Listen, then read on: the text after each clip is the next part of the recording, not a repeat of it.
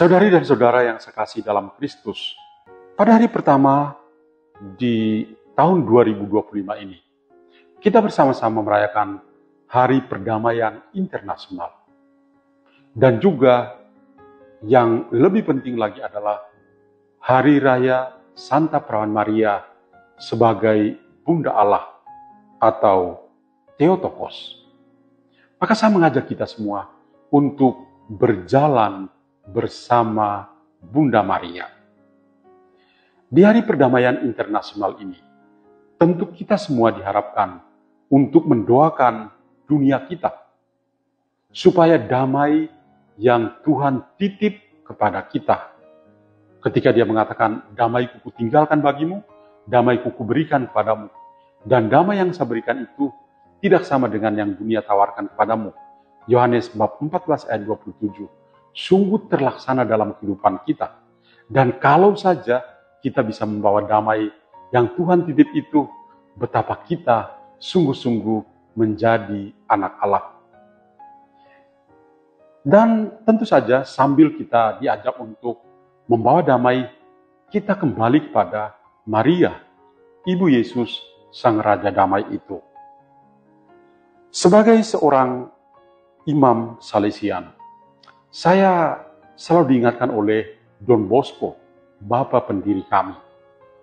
Dia menasihati kami supaya dari hari ke hari kami berdevosi kepada Bunda Maria, yang oleh Don Bosco dikasih gelar Bunda Maria Penolong Umat Kristiani.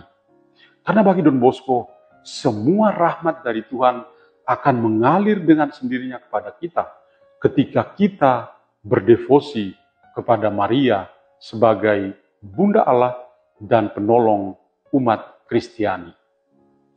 Maka saya memiliki 3 hal yang masuk dalam pengalaman rohani saya, bagaimana berjalan bersama dengan Bunda Maria.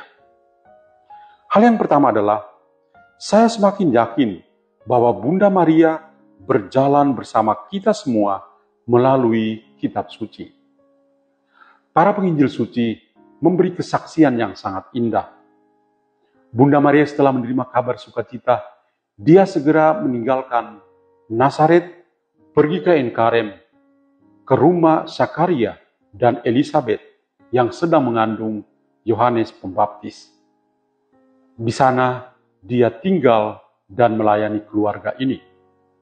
Bunda Maria juga ketika dia kembali dari Enkarem, dia lalu melakukan perjalanan menuju ke Bethlehem, melahirkan Yesus anaknya, kemudian pergi ke Mesir, kembali ke Nazaret, berziarah ke Yerusalem, dan kembali ke Nazaret.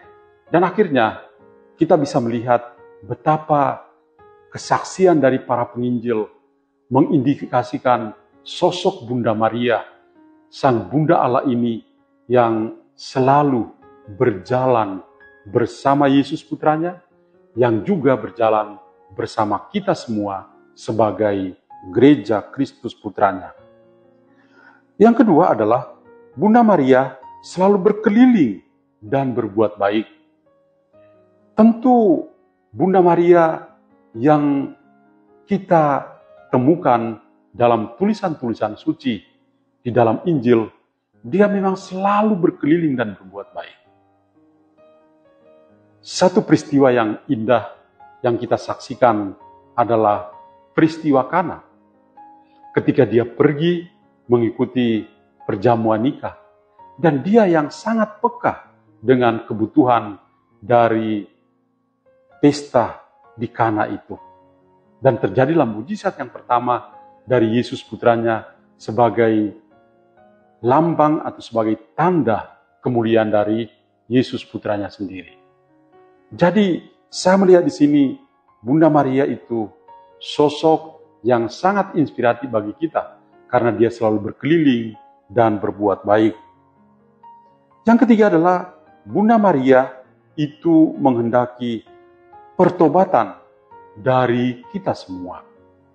Sebagai Bunda Allah yang kita sapa dalam doa Salam Maria, pada bagian kedua dari doa Salam Maria, kita selalu mengucapkan doa ini.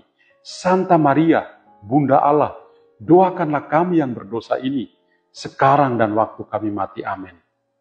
Saya coba untuk memaknai bagian doa ini sebagai sebuah ajakan bagi kita untuk melakukan metanoia, pertobatan pribadi kita dari hari ke hari. Sang Bunda Allah memanggil kita kepada pertobatan. Ketiga hal yang saya rasakan selama ini saat berjalan bersama Bunda Maria sungguh meneguhkan hati saya, dan saya juga merasa yakin bahwa kita semua, Anda dan saya, pasti merasakan hal yang sama juga. Dan dari bacaan Injil pada hari ini, kita juga belajar bahwa Bunda Maria adalah seorang ibu yang selalu ada. Dia selalu hadir di dalam keluarganya. Kita mendengar kesaksian dari para gembala ketika mereka cepat-cepat pergi ke Bethlehem. Mereka lalu menemukan Maria dan Yusuf dan bayi itu. Maria selalu hadir di dalam keluarganya. Dan kehadirannya itu adalah sebuah kehadiran yang aktif. Menjadi pertanyaan bagi kita, apakah kita seperti Maria yang selalu hadir di dalam keluarga kita masing-masing? Apakah kehadiran kita dalam keluarga adalah sebuah kehadiran yang aktif? Atau kita masih terlena dengan gadget kita, dengan HP kita, dan kita merasa kita hadir, tapi ternyata kita pasif di dalam kebersamaan di dalam keluarga masing-masing. Dan yang kedua adalah Bunda Maria juga memberikan pada kita sebuah keteladanan yang luhur. Dia menyimpan segala perkara dan merenungkannya di dalam hatinya. Ini membuat kita melihat sosok Sang Bunda Allah yang tidak kasak kusuk, yang tidak bergosip tentang kehidupan orang lain. Tetapi dia yang ketika mengalami suatu pengalaman ringan atau berat, dia menyimpan semuanya itu di dalam hatinya dan merenungkannya. Apakah kita juga bisa menyerupai keteladanan yang Bunda Maria, Bunda Allah ini berikan kepada kita? Saya merasa yakin, kalau saja kita melakukannya dengan baik, kita akan tetap berjalan bersama Bunda Maria.